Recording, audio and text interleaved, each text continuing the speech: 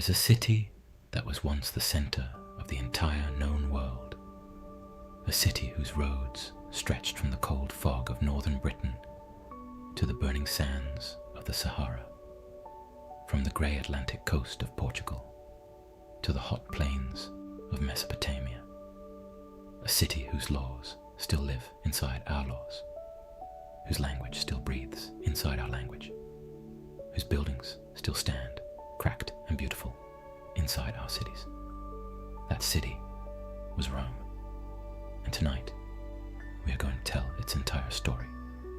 From the very beginning, a small cluster of mud huts on 7 hills above a river, all the way to the final, quiet collapse of the greatest empire the world has ever known. This is not a story of dates and facts. This is a story of human beings, of ambition and betrayal, of love and cruelty, of farmers who became senators, and senators who became tyrants, of generals who wept at the edge of the known world because there was nothing left to conquer. Find a comfortable position, let your breathing slow, and let Rome come to you. We begin in a time before Rome existed at all. The year is somewhere around 1000 BC. The Italian peninsula is a patchwork of small tribes and villages. People farm the river valleys. They fish the coast. They trade bronze and pottery with their neighbors. Along the Tiber River, a wide, slow river that winds through the center of the peninsula, there is a stretch of land where 7 low hills rise above the floodplain. These hills have natural advantages. They are easy to defend. The river is crossable here, shallow enough in places to wade across. And the land between the hills is fertile, watered by streams running down from the higher ground. For a long time, scattered communities live on these hills, separately.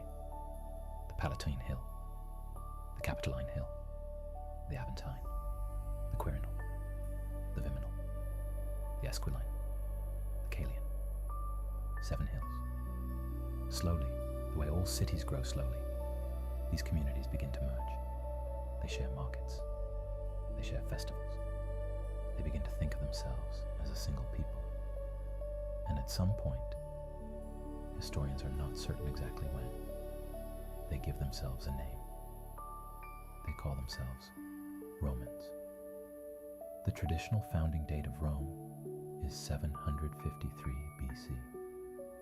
Ancient Romans believed their city was founded on the 21st of April in that year, and they celebrated that date every year as their city's birthday. They called it the Parilia. But the story they told about their founding was not a simple story. It was a story about twins, and a wolf, and a river, and a murder. The Romans believed that their city had been founded by a man named Romulus, and that Romulus was no ordinary man. His story begins generations earlier in a city called Alba Longa, just south of where Rome would eventually stand. The king of Alba Longa had 2 sons. When the king died, the elder son, Numitor, should have inherited the throne. But his younger brother, Amulius, was ambitious and ruthless.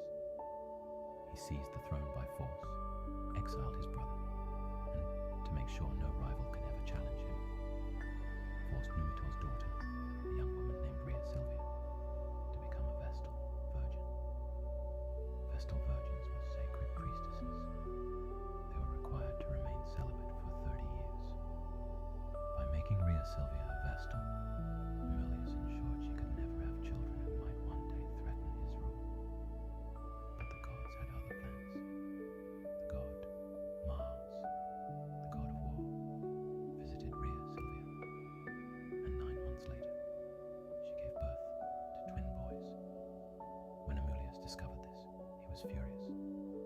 He ordered Rhea Silvia imprisoned and commanded that the twin boys be drowned in the Tiber River. The servants given this task could not bring themselves to kill the babies outright. Instead, they placed the boys in a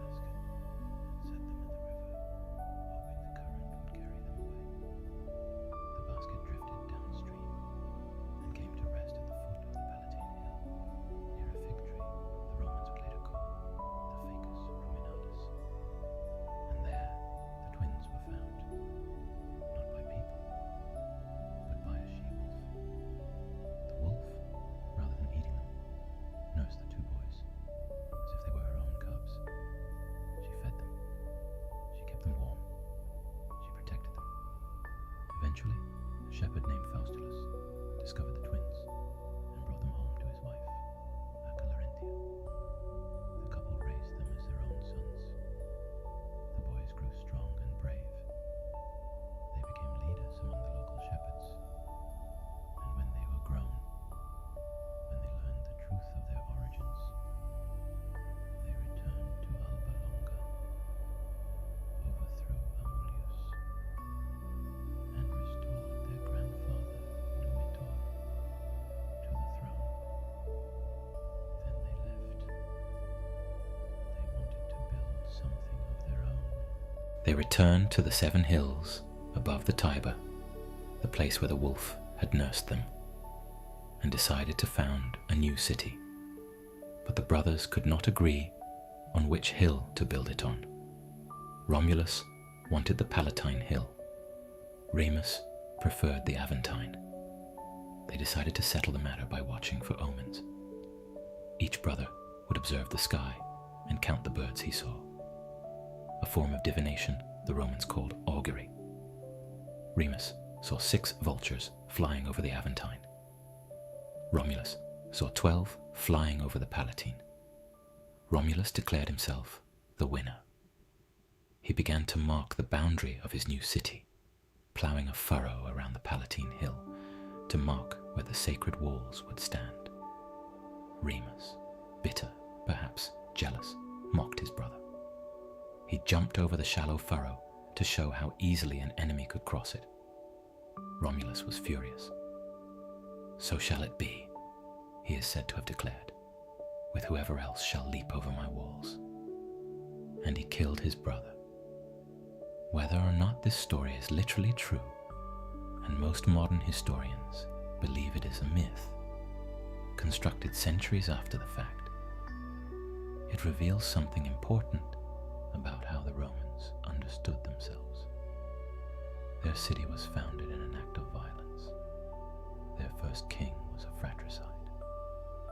And yet they were not ashamed of this origin. They told the story proudly again and again. Because to the Romans, the founding of Rome was not a gentle act. It was an act of will, of force, of ruthless determination. The city was built the way it would always operate, with absolute certainty that it had the right to exist, and the willingness to destroy whatever stood in its way. Rome did not become a republic immediately. For the first 2.5 centuries of its existence, Rome was ruled by kings, 7 of them according to tradition. Though as with much of early Roman history, the details are shrouded in legend and later embellishment. The first king was Romulus himself, who ruled for 37 years. He is said to have organized the first Roman Senate, a council of 100 elder men, the patres, or fathers, from whose name we get the word patrician, the term for Rome's aristocratic class. Romulus also solved an immediate problem. His new city had very few women. His solution was characteristic. He invited the neighboring Sabine people to a festival.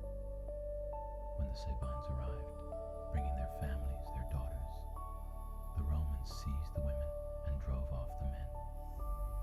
This event, known as the rape of the Sabine women, though rape here means abduction rather than sexual violence, was controversial even in ancient times.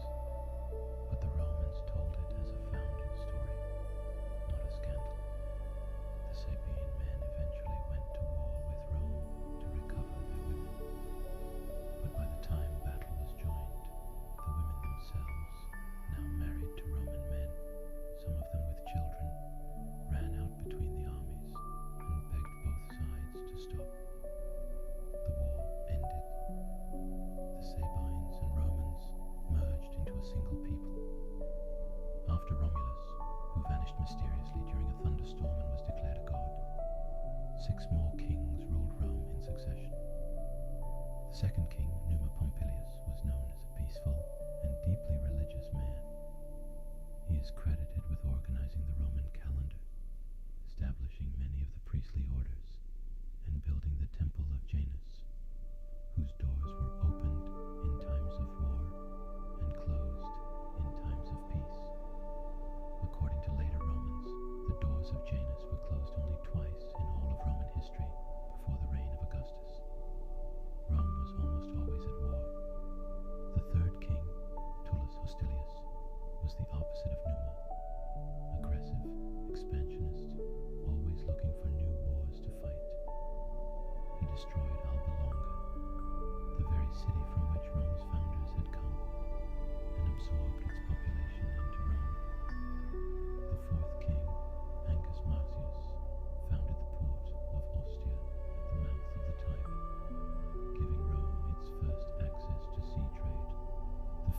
sixth kings, Tarquinius Priscus and Servius Tullius, were both remarkable rulers who expanded Rome's territory, built its first great monuments, and organized its citizens into a more structured society. But it was the seventh king, the last king, who ended the monarchy forever. His name was Tarquinius Superbus, Tarquin the Proud. He came to power by murdering his predecessor, his own father-in-law, Servius Tullius. He ruled with contempt for the Senate, ignoring its advice and making decisions alone. He was arrogant, brutal, and feared rather than respected. His reign ended because of his son. Tarquin's son, Sextus Tarquinius, assaulted a noblewoman named Lucretia, a woman renowned throughout Rome for her virtue and dignity. Afterwards, Lucretia summoned her father and her husband. She told them what had happened. She made them swear to avenge her. And then she took her own life. Her death was the spark that ended 500 years of kings.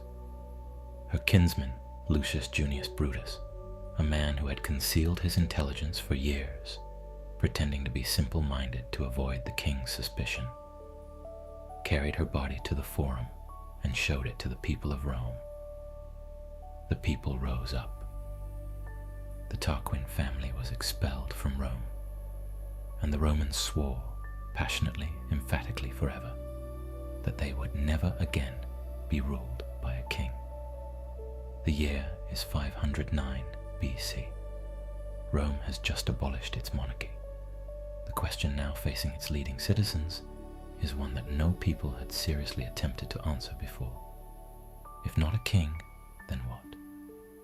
The answer they devised was radical, imperfect, and extraordinarily durable. They called it the res publica, the public thing, the commonwealth, the republic. Power would no longer rest in one man.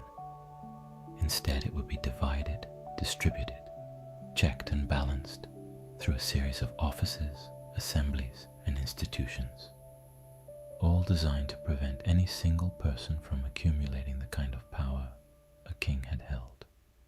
At the top of the system were two men, elected annually, holding power simultaneously, each capable of vetoing the other. They were called consuls.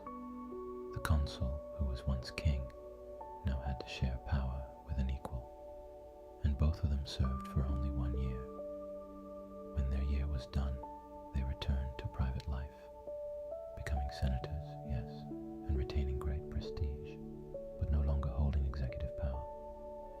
The genius of this system, and its perpetual weakness, was the same thing. Power was deliberately fragmented. No one could act alone. Everything required negotiation, coalition, compromise.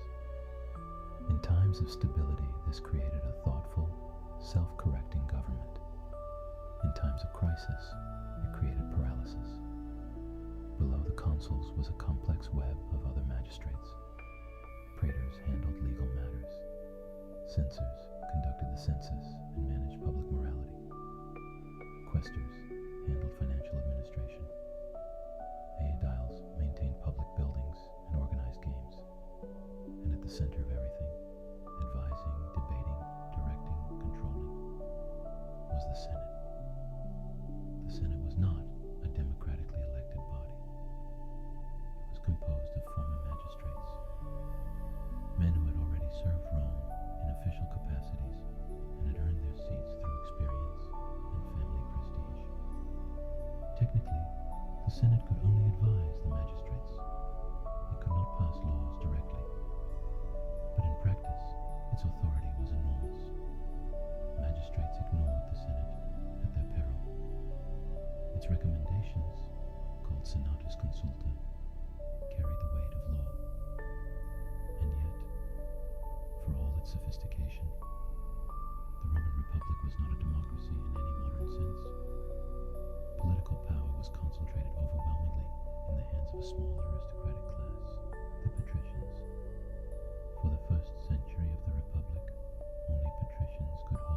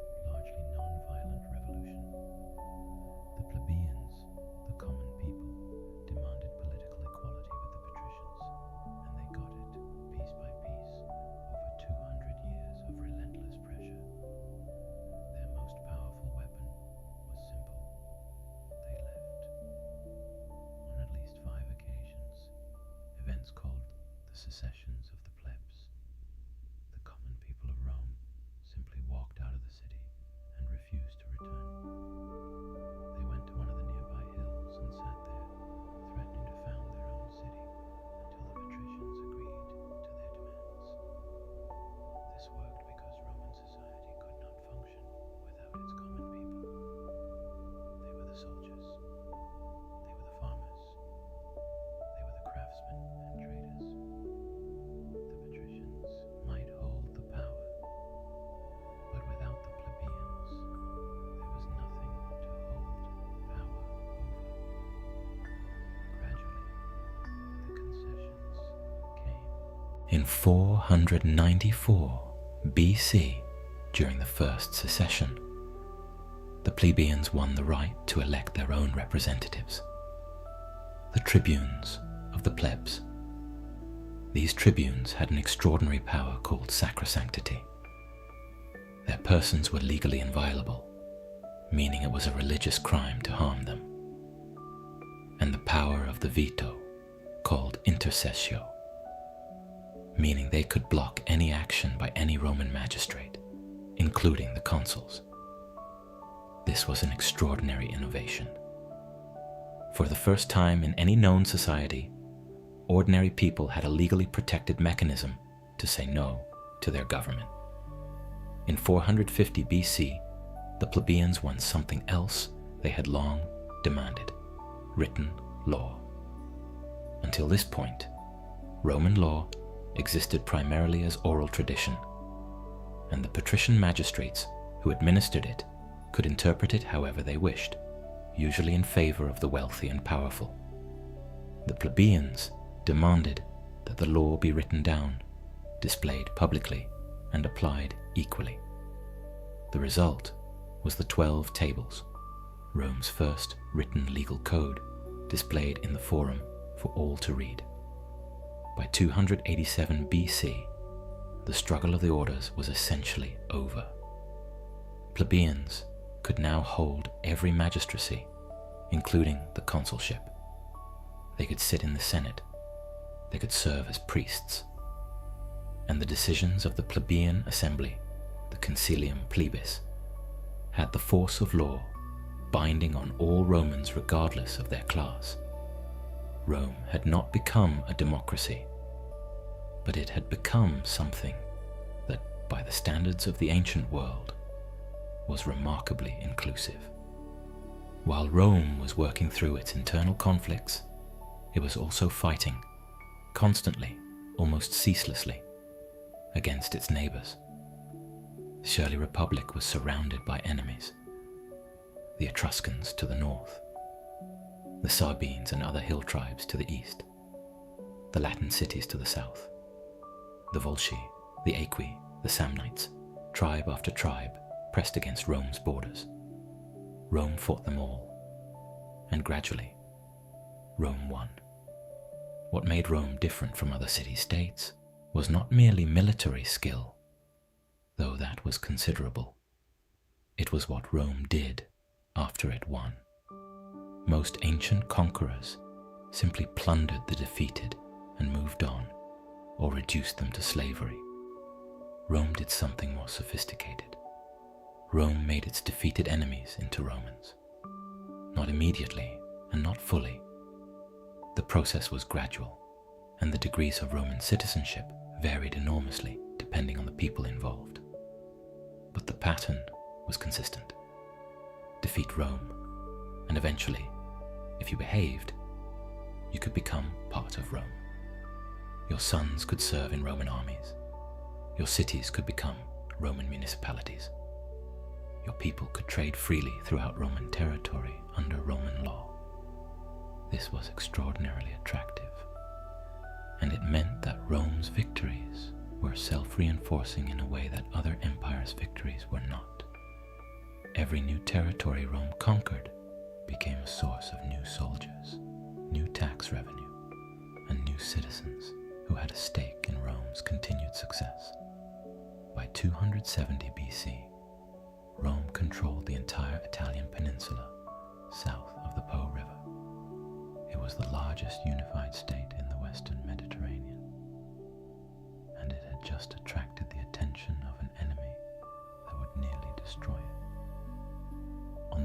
coast of Africa, where the modern country of Tunisia now lies, there was a city. Its name was Carthage. Carthage had been founded by Phoenician traders from the coast of Lebanon around 800 BC, making it older than Rome. By the 3rd century BC, it was one of the wealthiest and most powerful cities in the world.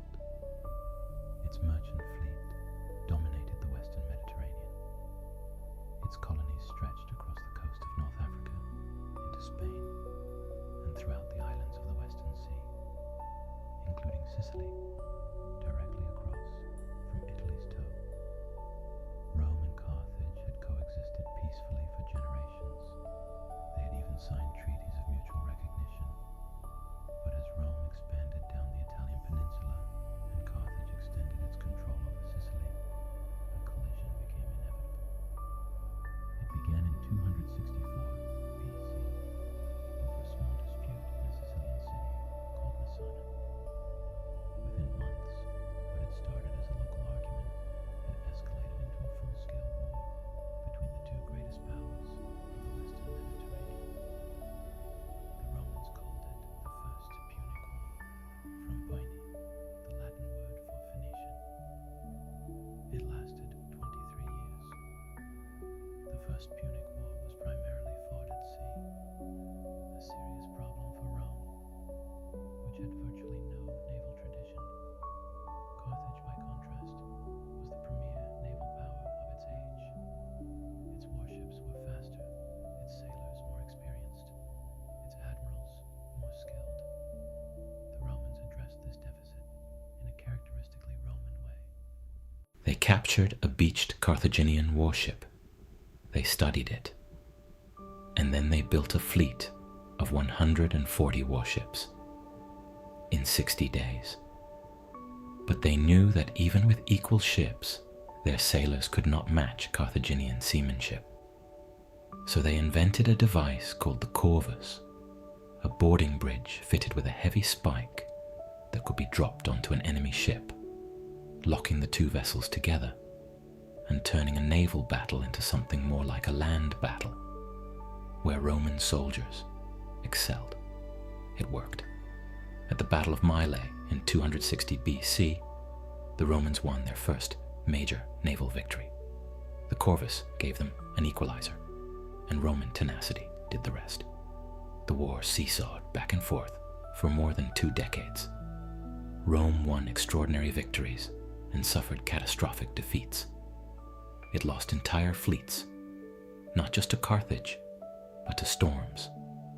On one occasion, nearly 300 ships and over 100,000 men were lost in a single tempest. Each time, Rome rebuilt. Each time, Rome kept fighting. In 241 BC, Rome won the decisive naval battle off the Aegates Islands. Carthage, exhausted and financially drained, sued for peace. Sicily became Rome's first province outside Italy. The peace lasted 23 years, and then came the Second Punic War, and with it came Hannibal. He was born in 247 BC, the son of a Carthaginian general named Hamilcar Barca. The story goes that when Hannibal was 9 years old, he begged his father to take him on a military campaign to Spain. His father agreed, but on one condition. Hannibal had to swear an oath at the altar of the gods that he would be Rome's enemy for as long as he lived. The boy swore. He kept that oath for the rest of his life. Hannibal grew up in Spain, which Carthage controlled after the First Punic War. When his father died and his brother-in-law was assassinated, Hannibal, age 26, was acclaimed commander by the Carthaginian army in Spain. He immediately began planning his revenge on Rome. His plan was audacious to the point of madness. Rather than fight Rome at sea, where Carthage had lost the last war, he would march the army overland, through Spain, across southern France, over the Alps, into Italy itself. spring of 218 BC, Hannibal set out from Cartagena in Spain with an army of roughly 90,000 infantry, 12,000 cavalry, and 37 war elephants. He crossed the Pyrenees, he crossed the Rhone River, and then, in the autumn of 218 BC, he began the crossing of the Alps. It was one of the most remarkable military feats in all of human history. The mountain passes were narrow, icy, treacherous. The local tribes attacked from the heights, rolling boulders onto the column below. The cold killed men and animals indiscriminately. The elephants, desert creatures, never made for snow, suffered terribly. The crossing took 15 days. When Hannibal descended into the Po Valley in northern Italy, he had lost perhaps half his army. He had about 26,000 men left and only a handful of elephants. But he was in Italy. What followed was 15 years of devastation. Hannibal proved himself one of the greatest military commanders in history. Not through brute force, but through brilliance. He read terrain. He understood psychology.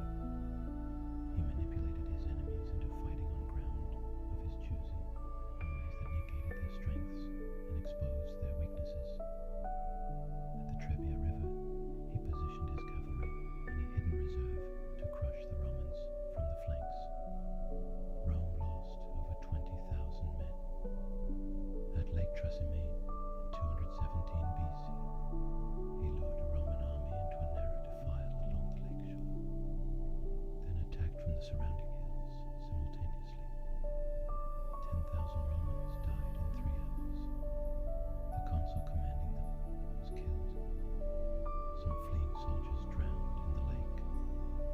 The ambush was so complete that many Romans didn't understand what was happening until it was already over. And then came Cannae. The Battle of Cannae in 216 BC is still studied in military academies around the world, more than 2,000 years later. The Romans had assembled the largest army in their history, roughly 86,000 men. They had decided that sheer numbers would overwhelm Hannibal's smaller force. They would crush him by the weight of their legions. Hannibal let them think this. He arranged his army with his weakest troops in the center and his strongest, his Gallic and Spanish cavalry, on the wings. As the battle began, the Roman legions pushed forward against the center. The Carthaginian center deliberately gave ground, slowly, gradually, pulling the Romans deeper into the formation, compressing them tighter and tighter as they advanced. And as the Romans pressed forward, focused entirely on the retreating center ahead of them, Hannibal's cavalry destroyed the Roman cavalry on both flanks. Then his infantry on the wings wheeled inward. The Romans found themselves surrounded, packed so tightly they could barely raise their weapons. The slaughter lasted most of the day. By evening, between 50 and 70,000 Roman soldiers were dead. Among them were 80 senators, nearly a third of the entire Senate, and both consuls who had commanded the army. It was the worst defeat in Roman history. And yet, Rome did not surrender. This is what made Rome extraordinary. After Cannae, the survivors retreated and refused to discuss peace. The Senate convened and resolved to fight on. Rome raised new armies. It changed its tactics, refusing to face Hannibal in pitched battle, instead cutting off his supplies and wearing him down. Hannibal marched the length and breadth of Italy for 13 years. He won battle after battle. He could not be beaten in the field, but he could never take Rome itself. He lacked siege equipment heavy enough to breach its walls. And Italian cities, with some notable exceptions, refused to abandon their alliance with Rome. Slowly, the tide turned. A young Roman general named Publius Cornelius Scipio took the war to Carthage's territory in Spain, cutting off Hannibal's supply lines. Then, in 204 BC, he crossed to Africa and threatened Carthage itself. Hannibal was recalled from Italy to defend his homeland. They met at the Battle of Zama in 202 BC, and for the first time in his career, Hannibal lost. Carthage surrendered. The peace terms were humiliating: massive reparations, the surrender of its fleet, a prohibition on making war without Rome's permission. Carthage was reduced from a great power to a subject state. Scipio returned to Rome in triumph.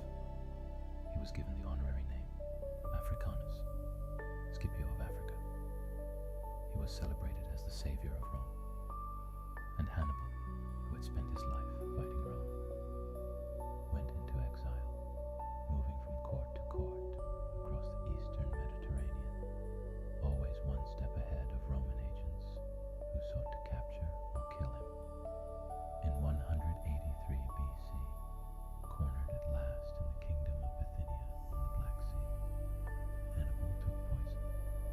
"Let us relieve the Romans," he is said to have told his servants, "of their long anxiety, since they find it tedious to wait for an old man's death." 50 years later, in 146 BC, Rome decided that even a weakened Carthage was too dangerous to exist. A faction in the Senate, led by the elderly Cato the Elder, argued again and again, in speech after speech on any topic whatsoever, that Carthago delenda est. Carthage must be destroyed. The Third Punic War lasted 3 years. The Carthaginians fought with desperate courage. When the Romans finally broke through the city walls, the fighting went house to house, floor to floor, for 6 days. When it was over, the city was leveled. Its surviving population, perhaps 50,000 people, was sold into slavery. The ground was plowed, and Carthage ceased to exist. Rome had conquered the Mediterranean world, and the conquest was destroying it. The problem was wealth, and what wealth does to human beings and human institutions when it arrives too suddenly and in too great an abundance. Before the Punic Wars, Rome had been a city of farmers. Most Roman citizens owned small plots of land. They were independent, not wealthy perhaps, but self-sufficient. They worked their own fields. They served in the army when called. They came home to their farms when the campaign season ended. The wars changed everything. Campaigns now lasted years, not months. Farmers who went to fight in Spain or Greece or North Africa returned to find their fields untended. Their crops failed, their debts accumulated. Many were forced to sell their land. And who was buying? The wealthy, senators and their allies, who had grown enormously rich from the spoils of conquest. They bought up the small farms, merged them into vast estates called latifundia, and worked them with the one resource that the wars had provided in inexhaustible supply: slaves. The conquest had brought hundreds of thousands of slaves into Italy.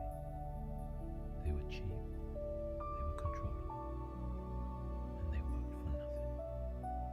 A senator with a latifundia worked by slaves could produce grain far more cheaply than a free farmer working a small plot with his family. The free farmer could not compete. He sold his land, moved to Rome, and joined the swelling masses of the urban poor, the proletariat, who survived on intermittent work, public distributions of grain, and the political patronage of wealthy men who needed their votes. This transformation from a society of independent farmer citizens to one of wealthy landowners and dependent poor had profound consequences for Roman politics. The Republic had been designed for a society of roughly equal citizens. Its institutions assumed that most voters had a stake in the system: land, property, family. When the great mass of Roman citizens became propertyless dependents, the machinery of republican government began to break down. Into this instability stepped a series of extraordinary individuals, men of ambition, talent, and ruthlessness, who would use the crises of the late Republic as a ladder to personal power. The first men to seriously confront the crisis of the late Republic were two brothers, Tiberius and Gaius Gracchus, grandsons of Scipio Africanus himself. Tiberius Gracchus was elected tribune of the plebs in 133 BC. He proposed a radical but not unprecedented solution to the land crisis: redistribute the public land that wealthy senators had illegally occupied, land that technically belonged to the Roman state, back to poor citizens in small plots. The Senate was furious. This land, occupied for generations, had come to feel like private property to those who held it. Many senators stood to lose enormous wealth. They found a technical means to block Tiberius, using another tribune to veto his proposal. Tiberius responded by having the obstructing tribune removed from office, an unprecedented act that alarmed even those who sympathized with his goals. When Tiberius tried to stand for re-election as tribune, another constitutional novelty, a group of senators took matters into their own hands. They broke up the benches and chairs in the Senate chamber. Armed with the legs of furniture, they descended on the forum. Tiberius Gracchus and 300 of his supporters were beaten to death. Their bodies were thrown into the Tiber. It was the first political murder in Rome in 400 years. The Republic had crossed a line it could never fully uncross. Violence was now a tool of Roman politics. 10 years later, Tiberius's younger brother Gaius was elected tribune and attempted an even more ambitious reform program: land redistribution, extension of citizenship, grain subsidies for the poor. He built a broader coalition than his brother and was re-elected for a second term. But the Senate moved against him too. Political allies were bribed away. New tribunes were found to block his legislation. And when Gaius's supporters clashed with senatorial forces on the Aventine Hill, the Senate passed an emergency decree, the Senatus Consultum Ultimum, effectively declaring martial law. Gaius Gracchus, seeing that all was lost, ordered his slave to kill him. 3,000 of his supporters were executed without trial in the days that followed. The Gracchi were gone, but the problems they had identified remained, and the precedents they and their enemies had set would prove fatal to the Republic. Reformers would look to the people rather than the Senate. The Senate would look to violence rather than debate, and the army would gradually become the most powerful institution in the Roman state. The man who transformed the Roman army, and in doing so inadvertently destroyed the Republic, was named Gaius Marius. Marius was born around 157 BC near the town of Arpinum in central Italy, into a family that was solidly middle class, but not aristocratic. He had no famous ancestors, no glittering family name. He was a new man, the Roman term for someone who had reached the top of Roman politics without the advantage of noble birth. He made his reputation in the army, rising through the ranks through sheer military talent and force of personality. By 107 BC, he had been elected consul, partly on a platform of being a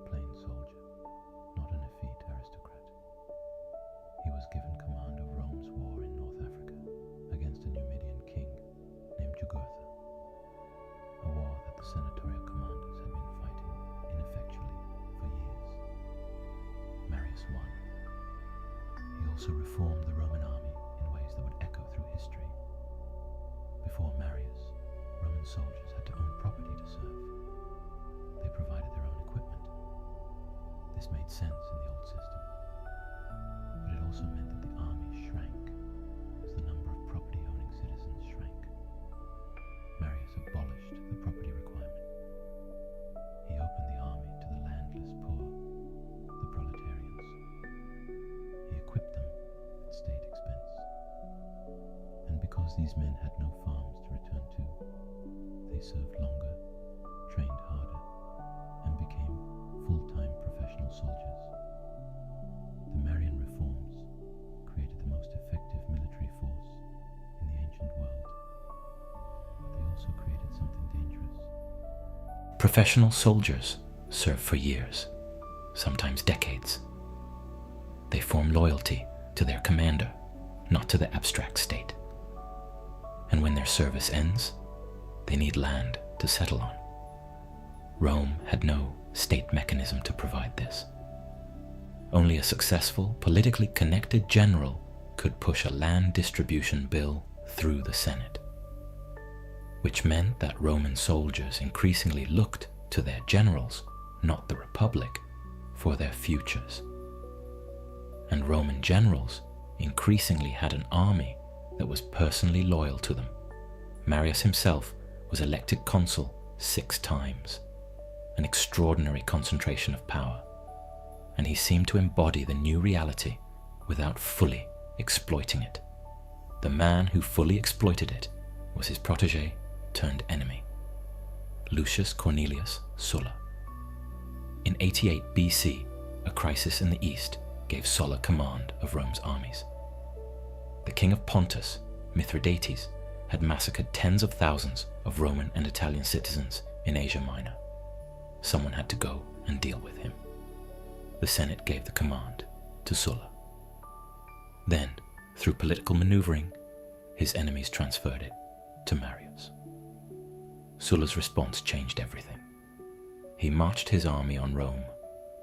No Roman general had ever done this. The Rubicon River, the boundary beyond which Roman law forbade a general to bring his army, was a sacred line. Crossing it with troops was an act of war against the state itself. Sulla crossed it. His soldiers followed him. They were loyal to Sulla, not to Rome. The city fell without significant resistance. Marius fled. Sulla restored his command, set off for the east, and eventually dealt with Mithridates. While he was gone, Marius returned to Rome, took brutal revenge on his political enemies, and died. Insane, according to some accounts, just days into his 7th consulship. When Sulla returned to Italy in 83 BC, he fought a brutal civil war against Marius's allies. Then, victorious, he marched on Rome again. And then he did something truly unprecedented. He had himself appointed dictator. The dictatorship was a legitimate Roman office to be used in emergencies for no more than 6 months. Sulla ignored the time limit. He held the dictatorship for 2 years. During that time, he published lists of his enemies.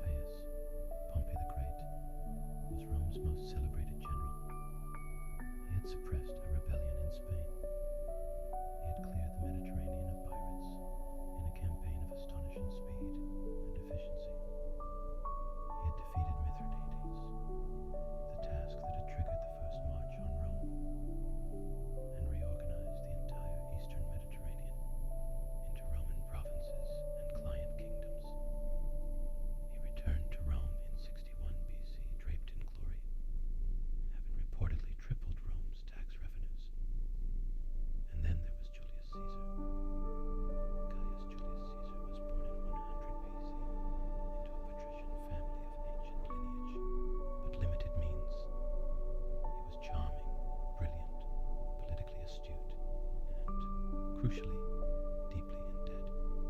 He had spent enormous sums cultivating popularity through public games, feasts, and political gifts. His creditors were getting nervous. Caesar needed a military command. A military command would bring wealth through plunder and glory. Glory would bring political power. Political power would protect him from his debts and his enemies. But first, he needed to maneuver himself into position. In 60 BC, Caesar facilitated an informal alliance between himself, Pompey, and Crassus. The three men, the general, the financier, and the politician, pooled their resources to dominate Roman politics. Historians call it the first triumvirate, though it had no legal standing whatsoever. Through the triumvirate's political muscle, Caesar was elected consul in 59 BC, then, more importantly, given command of the Roman provinces in Gaul. What followed over the next 9 years was the conquest of the territory that is now France, Belgium, and parts of Germany and Switzerland. Caesar fought perhaps 50 major engagements. He crossed the Rhine twice. He crossed the Channel to Britain twice. He besieged cities, negotiated alliances, crushed rebellions, and systematically brought the fierce, independent tribes of Gaul under Roman control. His accounts of these campaigns, the Commentarii de Bello Gallico, are still read today. They are among the finest military memoirs in any language, written in a clean, precise Latin that disguises the propaganda beneath with an air of modest factuality. Caesar always referred to himself in the third person. Caesar did this. Caesar ordered that. The effect is one of calm authority, a great man looking down on events with serene detachment. It was, of course, entirely calculated. By 50 BC, Caesar was enormously wealthy. His army was devoted to him personally, and his name was known throughout the Roman world. His political enemies, who had grown during his years in Gaul, were maneuvering to strip him of his command and prosecute him for alleged illegal acts during his consulship. Caesar faced a simple choice: return to Rome as a private citizen, exposed to prosecution, unable to defend himself, certain to be destroyed, or cross the Rubicon. On the night of the 10th of January, 49 BC, Julius Caesar stood on the northern bank of the Rubicon River with the 13th Legion. He paused. According to later accounts, possibly embellished, he quoted a line from a Greek play: "The die is cast," and he crossed. The civil war that followed was swift, almost shockingly so. Pompey and the senatorial faction, which called itself the Optimates, the best men, the defenders of the Republic, fled Rome before Caesar arrived. They crossed to Greece, where Pompey began raising an army. Caesar spent the next year and a half securing Italy, Spain, North Africa, and Sicily. He moved with a speed that repeatedly wrong-footed his opponents. His army marched farther and fought harder than anyone thought possible, sustained by their loyalty to Caesar personally and their confidence in his leadership. In 48 BC, Caesar crossed to Greece with a smaller force than Pompey's and initially faced serious difficulties, nearly trapped against the Adriatic coast. But at the Battle of Pharsalus in August of that year, Caesar's veterans outmaneuvered Pompey's larger but less experienced army. Pompey fled to Egypt, hoping for refuge. He was murdered before he even reached the shore, killed by Egyptian courtiers who hoped to curry favor with the apparent victor. When Caesar arrived in Alexandria and was presented with Pompey's head, he reportedly wept. Pompey had been his son-in-law once, his ally for years, his enemy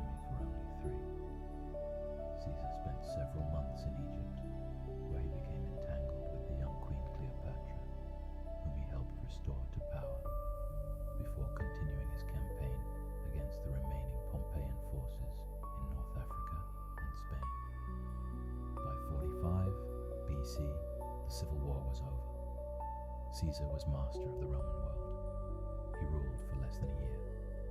Caesar was appointed dictator perpetuo, dictator in perpetuity. Unlike Sulla, he made no pretense of restoring the republic. He issued laws by personal decree. He controlled the elections. He packed the Senate with his own men. He was also, according to later accounts, planning a massive eastern campaign against Parthia, and possibly even a war to circumnavigate Africa. His enemies in the Senate, some of them former allies, some of them men he had personally pardoned, concluded that the Republic would never recover while Caesar lived. A conspiracy formed. Some 60 senators were involved, led most prominently by Gaius Cassius Longinus and Marcus Junius Brutus, a man whose ancestor had expelled the last king of Rome. On the Ides of March, the 15th of March, 44 BC, Julius Caesar was stabbed 23 times on the floor of the theater of Pompey, where the Senate was meeting that day. According to later tradition, he covered his face with his toga as he fell. Whether he said anything, whether the famous words "et tu, Brute," were ever spoken, we cannot know. What we know is that the man who had ended the Roman Republic lay dead on the marble floor, and the republic he had ended would not survive him. The conspirators had imagined that killing Caesar would restore the republic. They were wrong. Rome erupted in chaos. Caesar's veterans were furious. The urban poor who had adored Caesar were enraged. The conspirators found themselves unable to take control of the city they had hoped to liberate. Within days, they had fled Rome. Into the vacuum stepped two men. Marcus Antonius, Mark Antony, was Caesar's closest lieutenant. He had been consul with Caesar in 44 BC. He was charismatic, physically imposing, a gifted soldier, and an effective politician. He moved quickly after the assassination to take control of Caesar's papers and his treasury. And then there was Caesar's great-nephew, an adopted son, a pale, sickly 18-year-old boy named Gaius Octavius. When Caesar's will was read, it revealed that he had posthumously adopted Octavius and made him his primary heir. The young man took the name Gaius Julius Caesar Octavianus, Octavian, and immediately began leveraging that name for everything it was worth. Antony underestimated him. Most people underestimated him. He was young, he was unknown, and he appeared physically frail. He was also, as it turned out, one of the most patient, calculating, and ruthless politicians in Roman history. For more than a decade, Rome was torn apart by a second round of civil wars. The assassins against the Caesarians, then Antony and Octavian against the assassins, then Octavian against Antony. The assassins, Brutus and Cassius, were defeated at the twin battles of Philippi in 42 BC. Both killed themselves rather than surrender. Then Antony and Octavian, uneasy allies who distrusted each other deeply, divided the Roman world between them. Antony took the east, Octavian took the west. Antony went to Egypt. He allied himself personally and politically with Cleopatra, the same queen Caesar had supported. They had 3 children together. Antony increasingly adopted Eastern customs and presented himself in the manner of a Hellenistic king. Octavian, watching from the west,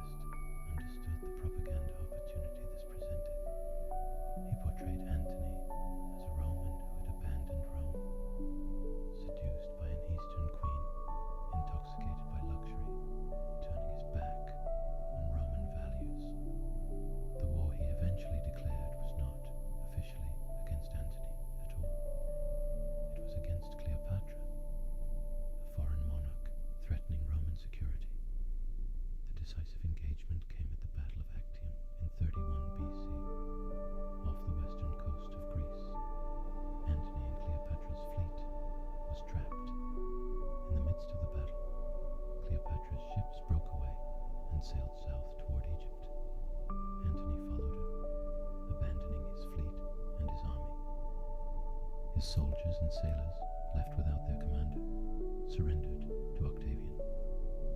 Octavian pursued them to Egypt. One by one, Antony's remaining allies and provinces submitted. His army in the east surrendered. There was nothing left to fight with. Antony killed himself. Cleopatra, unwilling to be paraded through Rome in Octavian's triumph, followed him, choosing her own death over captivity. According to tradition, she died by the bite of an asp, a cobra sacred in Egypt, whose venom brings a swift and relatively painless death. She was 39 years old, the last pharaoh of Egypt, the last independent monarch of the Hellenistic world. Egypt became a Roman province, and Gaius Julius Caesar Octavianus returned to Rome as the undisputed master of the entire Mediterranean world. He was 32 years old. Octavian understood something that Caesar had not. Romans were not ready to accept a king. The word rex, king, was poison. Caesar had been killed partly because people feared he intended to make himself one. But Romans were exhausted. A century of political violence, civil wars, proscriptions, and instability had left the Roman world desperately wanting peace. They did not want a king, but they might accept something else. Octavian spent several years carefully constructing that something else. In 27 BC, he made a show of returning power to the Senate, offering to resign all his extraordinary offices and restore the Republic. The Senate, partly out of genuine gratitude, partly out of fear, partly because enough of its members understood that this was a performance, declined his offer. They begged him to remain. They gave him a new title, Augustus. The word meant something like the revered one, a religious, almost sacred connotation, not a king's title, something more subtle and more enduring. Augustus, as Octavian would now be known for the rest of his life, ruled Rome for 44 years. He would be the longest reigning emperor in Roman history. He was a genius of image management. He presented himself always as a humble servant of the Republic, the first citizen, the princeps, rather than the monarch. He dressed simply. He lived in a modest house on the Palatine Hill. He walked to Senate meeting without a bodyguard, and yet his power was absolute. He controlled the armies. He controlled the treasury. He controlled the provinces. He could veto any law. He could not be prosecuted. His person was sacrosanct. When he eventually accepted the title, Pontifex Maximus, chief priest of Rome, he controlled religion too. He had all the power of a king. He simply never used the word. Under Augustus, Rome entered a period of extraordinary stability and prosperity. He rebuilt the city in marble. He reorganized the army, establishing permanent frontier garrisons and creating the Praetorian Guard, an elite force stationed near Rome to protect the emperor. He reformed the tax system. He commissioned great building projects throughout the empire: roads, aqueducts, temples, forums. He presided over what later Romans would call the Golden Age of Latin literature. Virgil wrote the Aeneid, the epic poem that gave Rome a mythology to rival Homer's Greece. Horace wrote his odes. Livy wrote his great history of Rome. Ovid wrote the Metamorphoses. Augustus reportedly boasted that he found Rome a city of brick and left it a city of marble. He was not exaggerating. He also presided over several significant military disasters, most notably the loss of 3 entire legions in the Teutoburg forest in 9 AD, when a German chieftain named Arminius led an ambush that annihilated a Roman force of perhaps 20,000 men. Augustus is said to have been devastated. According to the historian Suetonius, he spent months afterwards banging his head against walls and crying out, "Varus, give me back my legions." The Rhine became the permanent northern frontier of the Roman Empire. The Germanic tribes beyond it were never conquered. Augustus died in 14 AD at the age of 76. He had outlived his chosen heirs, his nephew Marcellus, his generals Agrippa and Drusus, and was eventually succeeded by his stepson Tiberius. His last words, according to tradition, were addressed to his friends. "Have I played my part well?" he asked them. "Then applaud as I exit." The emperors who followed Augustus were varied. Tiberius was competent but gloomy, retreating in his later years to the island of Capri, while Rome was governed and terrorized by his praetorian prefect, Sejanus. Caligula, officially named Gaius, was by most accounts unhinged.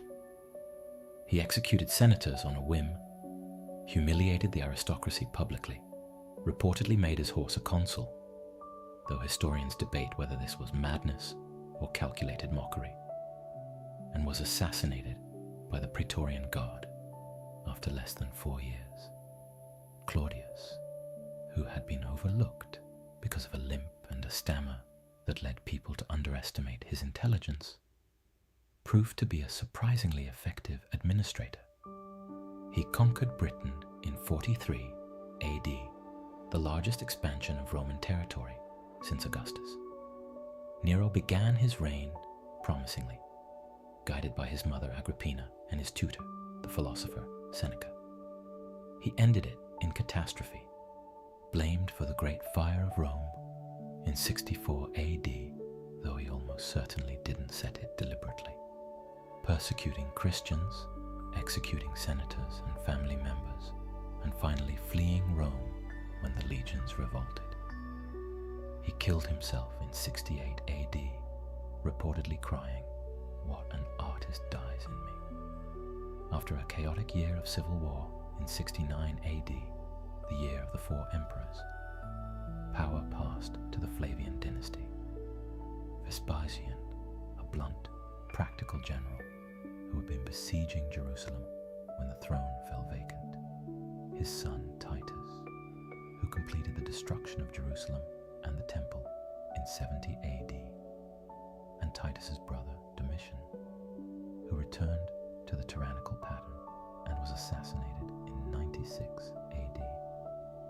Then came what the historian Edward Gibbon would later call the period in the history of the world during which the condition of the human race was most happy and prosperous.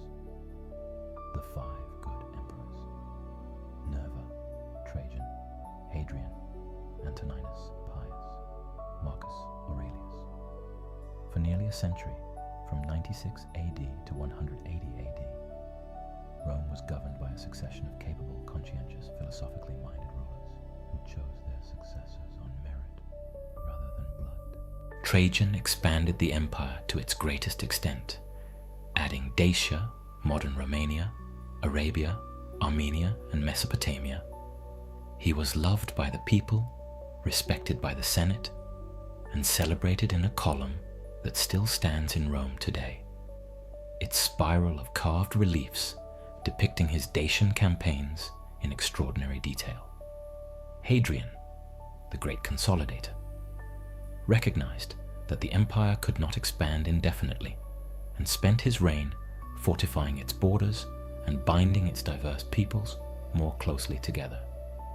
He traveled ceaselessly through his provinces, personally inspecting the troops, overseeing construction projects, studying local customs. He built a famous wall across the north of Britain to mark the empire's northern limit. He rebuilt Athens and spent years in Greece. He was, to a degree unusual among Roman emperors, genuinely cosmopolitan, at home everywhere in his empire, not merely in Rome. And then there was Marcus Aurelius, the philosopher emperor. Marcus Aurelius had not wanted to be emperor. He would have preferred to spend his life reading Stoic philosophy and writing. But duty called, and he answered it, spending most of his reign on the Danube frontier, fighting off the Germanic tribes that were beginning to press against the empire's borders with increasing force. He wrote his meditations during these campaigns, private notes to himself, exercises in Stoic philosophy, reminders of how to live and think and govern.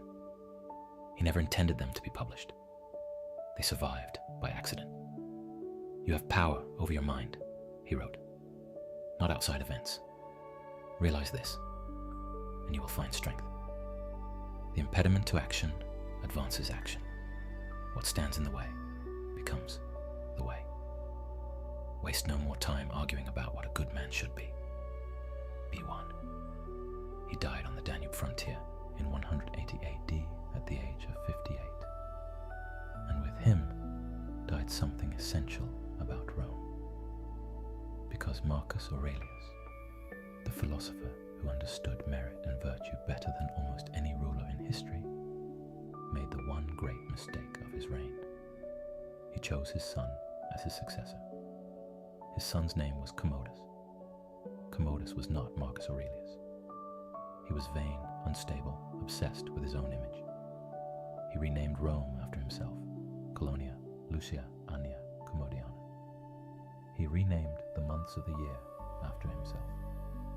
He had himself portrayed as Hercules, wearing a lion skin, carrying a club, in official portraits and statues. He fought as a gladiator in the arena, which Romans found appalling. A senator might visit the baths.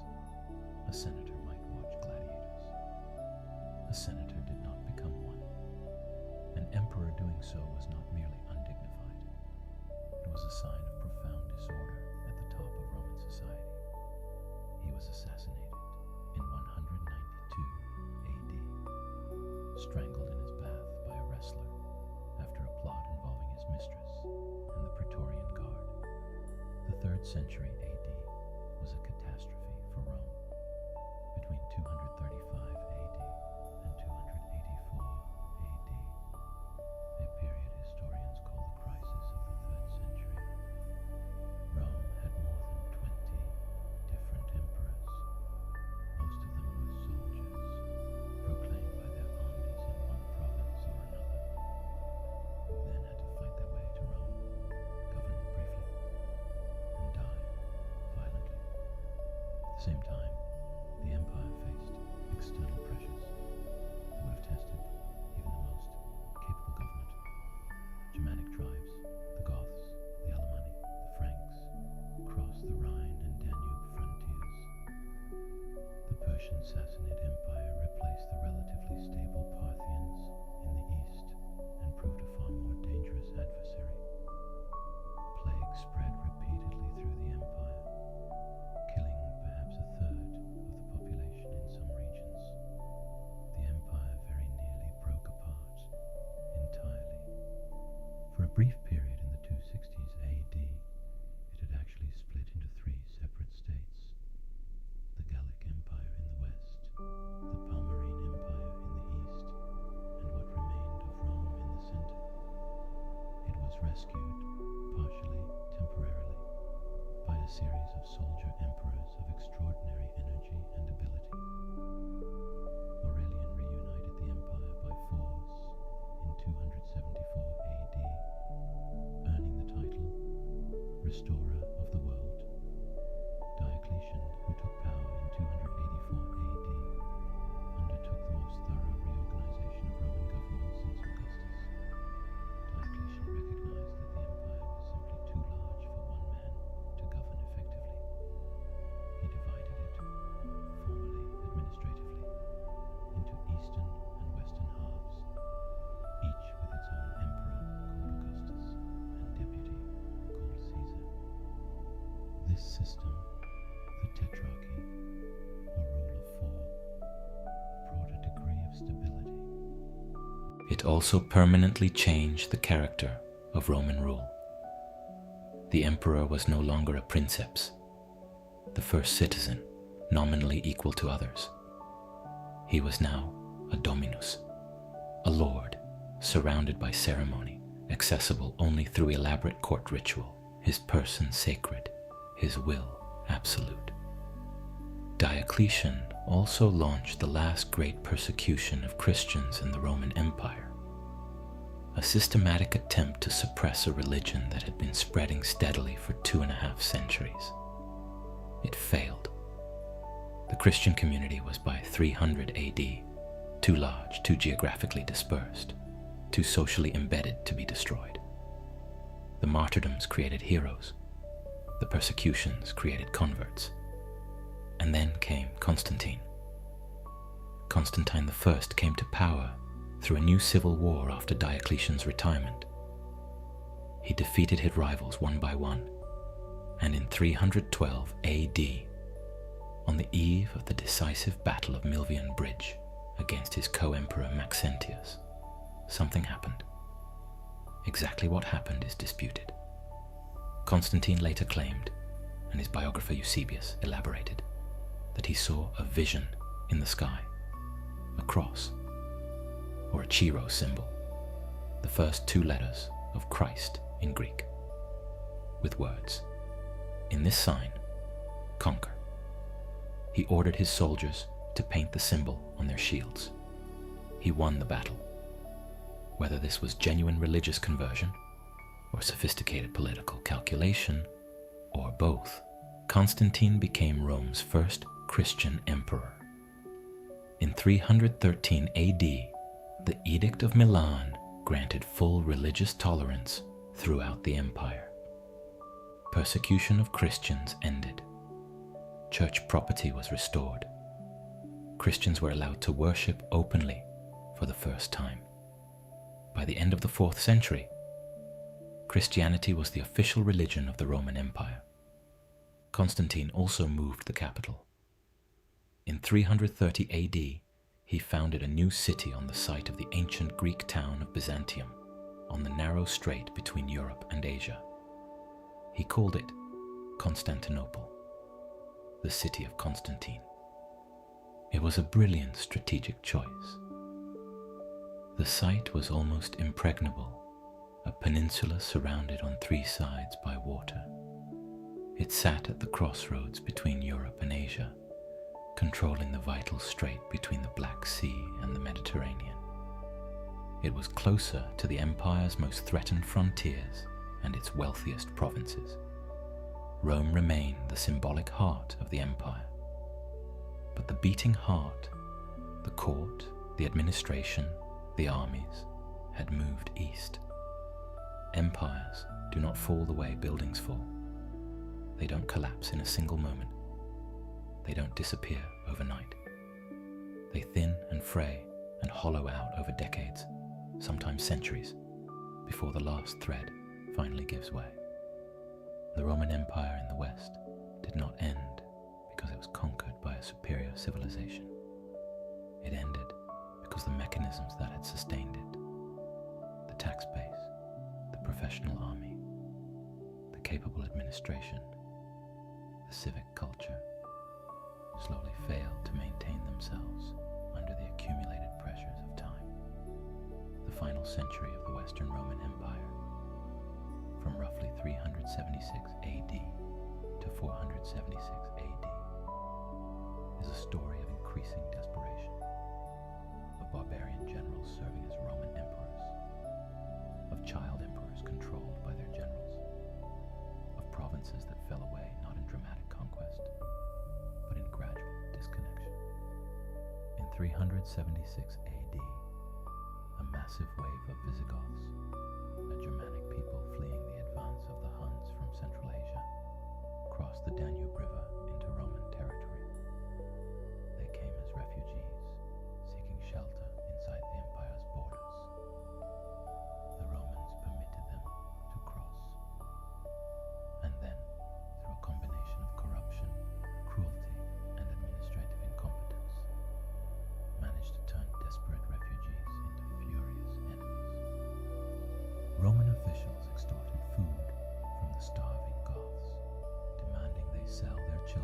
slavery in exchange for dog meat. When the Goths rose in rebellion, the Emperor Valens marched out to suppress them without waiting for reinforcements. At the Battle of Adrianople in 378 AD, the Visigoths destroyed a Roman army and killed the emperor himself. It was the worst Roman military defeat since Cannae, 600 years earlier. After Adrianople, the empire never fully recovered its military dominance over the Germanic tribes. The solution adopted, allowing barbarian groups to settle inside Roman territory as semi-autonomous military allies called foederati, solved the immediate problem while creating a deeper one. The Roman army increasingly consisted of non-Romans, led by non-Roman generals whose loyalty was personal and conditional. In 410 AD, something happened that shocked the Roman world to its core. A Visigothic king named Alaric, who had served as a Roman general and spent years demanding recognition and a proper military command that Rome had always refused to grant, sacked Rome. The Eternal City, which had not been captured by a foreign enemy in 800 years, was looted for 3 days. The psychological impact was immense. Saint Jerome, writing from Bethlehem when he heard the news, described being unable to speak. The city which had taken the whole world was itself taken. The physical damage was significant, but not catastrophic. The great buildings largely survived. The population was not massacred. The looting, while thorough, was not unlimited. Alaric had given orders to spare the great churches. But something had broken. A psychological certainty that Rome was permanent, that Rome was inviolable, was gone. The final decades of the Western Empire were managed by a succession of military strongmen, mostly of barbarian origin, who governed in the name of child emperors with little actual power. The last of them was a man named Flavius Orestes, a Roman-trained general of Germanic origin who deposed the Western Emperor in 475 AD and placed his own young son on the throne. The boy's name was Romulus Augustulus, little Romulus Augustus. The diminutive suffix "ulus" expressed the contempt his contemporaries felt for him. He was a child, a puppet, an afterthought. In 476 AD, a barbarian general named Odoacer, leading a federation of Germanic troops who served and were remained of the Roman army, mutinied against Orestes. He defeated and killed him. Then he came to the palace where the young Emperor Romulus lived. He could have killed him. Instead, perhaps because the boy was harmless, perhaps out of pity, perhaps because the child reminded him of someone, he let him live. He sent him into comfortable exile in Campania in southern Italy, with a pension and a small entourage. Then Odoacer sent the imperial regalia, the purple robe, the diadem, the symbols of Western imperial authority, to Constantinople. He sent a message with them. The Western Empire, he said, no longer needed a separate emperor. One emperor in Constantinople was sufficient for the whole Roman world. The Eastern Emperor accepted the regalia, and in that quiet administrative act, no dramatic battle, no great speech, no moment of tragedy or glory, the Western Roman Empire ended. Its last emperor was a child named